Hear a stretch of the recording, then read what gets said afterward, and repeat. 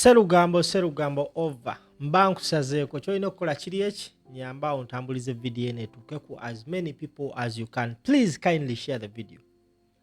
Mukawefube w'okufufuggaza ekibiina kya NRM, National Unity Platform yatuula neeronda neesunsula ng'eyita mu kakiiko aka Electoral Management Committee okusunsulamu abo abagenda okiikirira ekibiina mu kalulu ke tugenda olonda ennaku z'omwezi nga 15. Ebusire eyo ekibiina kya National Unity Platform kyayina abantu okwali Walukagga, okwali Magoola, okwali ne Medal Lubega Segona incumbent.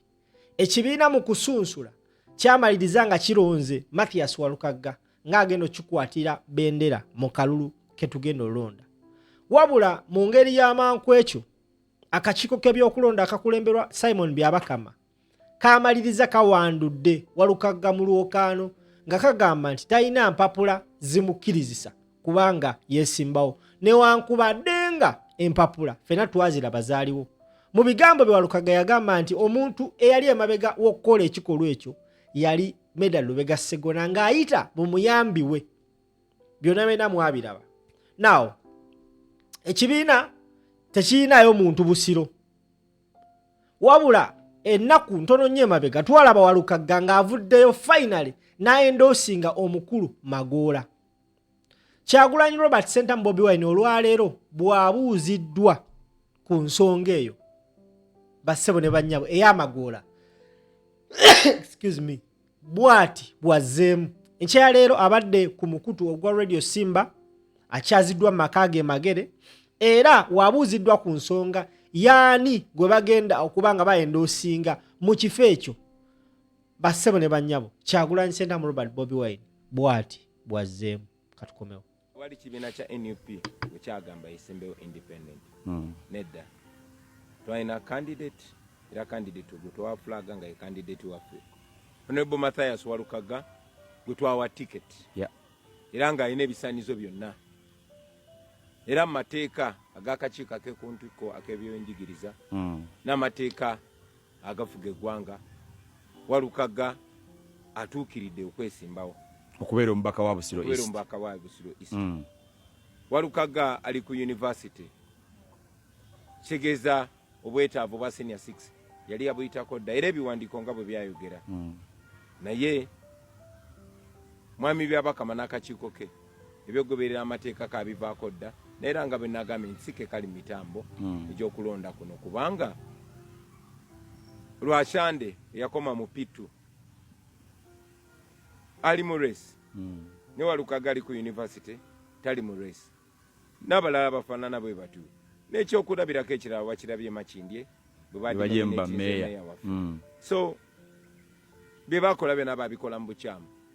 Bwe babikola mu bukyamu bwe badenominatinga Walukagga kitegeeza tetulina candidate. Yeah, awemba denzi yeah. What's your take? Walukagga ye candidate waffe era ye MP waffe.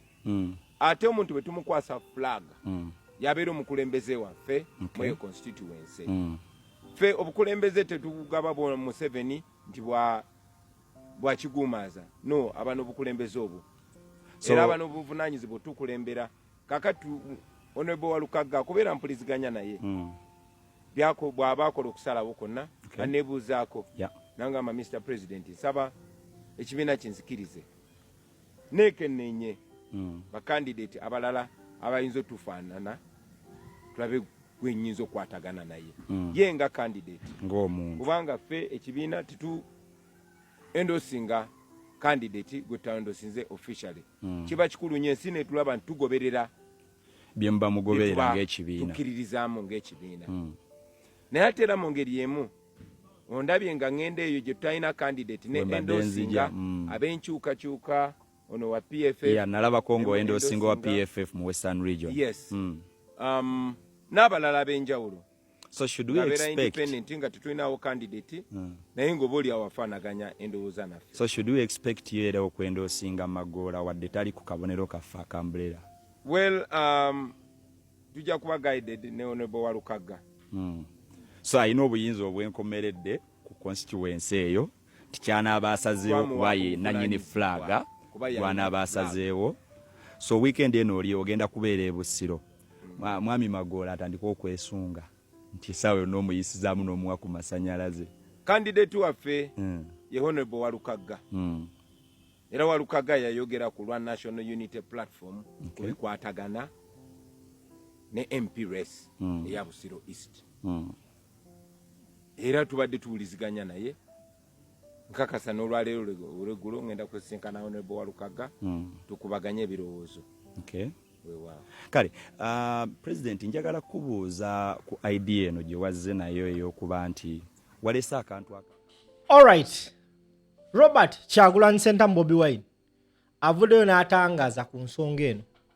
Bannankyukakyuka bangi tubadde ne mentality egamba nti tali wa ambuleera tomulonda. Era Walukagga we yavuddeyo endoosinga Magoola. Nze omu ku baakola video ne mbagamba nti ensonga za Magoola ne Walukagga sigenda zoogerako unless nga mpulidde stand y'ekibiina. Bana twewalenga okupapa mu mawulire. Buli omu yavuddeyo n'ayogera ebibye. Waliwo abagambye Walukagga yalidde, waliwo abagambye Walukagga acquisition lw'eki Magoola amuwadde ssente.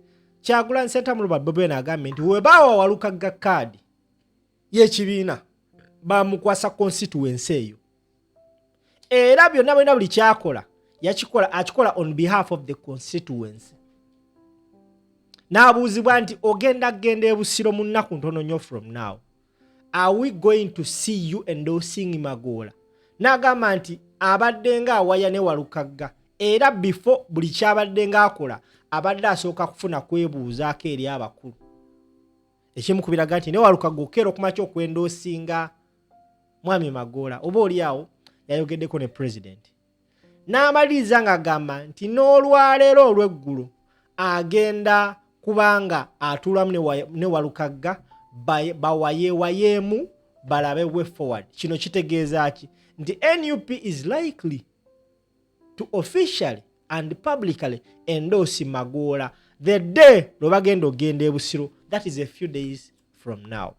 Ebule ennaku 6 tugende mu kulonda akalulu k'obwa president. Nnaku z'omwezi nga 15 tubadde tukyali abasebo ne bannyabo ne zireeta omukulu Byabakama. Byabakama akulembera akakiiko ebyokulonda avuddeyo n'ategeeza eggwanga mbu baakuba baloti zaggwadda, naye mu kuba baloti waliwo abagibwa ku baloti naye bagenda siga za baloti zeezo. Nti gwe wena azze okulonda olina okimanya nti ono Walukagga yava ku baloti, so olina tikinga abo abali ku baloti. Byabakama mmazeemu amaanyi. This time round we are yet to see so many obukongo obugenda okwononebwa kw'olwo olunaku, because baba NUP balina ekintu kimu wolaba ambuleera tiikinga. Byabakama avuddeyo n'agamba nti twali twakuba dda baloti kasita twakola nomination twateekamu requests ne tuwaayo ebifaananyi ne bakuba baloti. So expectinga ku kalulu k'e Busiro okulabako Walukagga. Waliwo nkugambira nti obululu obugenda okwonooneka bugenda kuba bungi nnyo naddala mu Busiro mu bitundu gye bajje aba NUP. National Unity Platform ezeewandiikira akakiiko k'ebyokulonda egamba nti tewali muntu yenna bano bankeera ku makya nti ngenda kwejjamu mu reesi bampadde ssente. Tewali gwe bagenda wandiikira bbaluwa nti bamukkiriza ovaamu. Era bonna NRM yagula NUP yagambye tetugenda bawandiikira mabaluwa, ekitegeeza ati nabo ku ballot kwebali. We are yet to see people that are going to go to parliament nga babadde bava mu kibiina kya NUP. Okategedde akantu ako? Okategedde oba nkakuddiremu? Naye kyemmanyi okategedde. Kati olina okukola kiri kimutambuza video.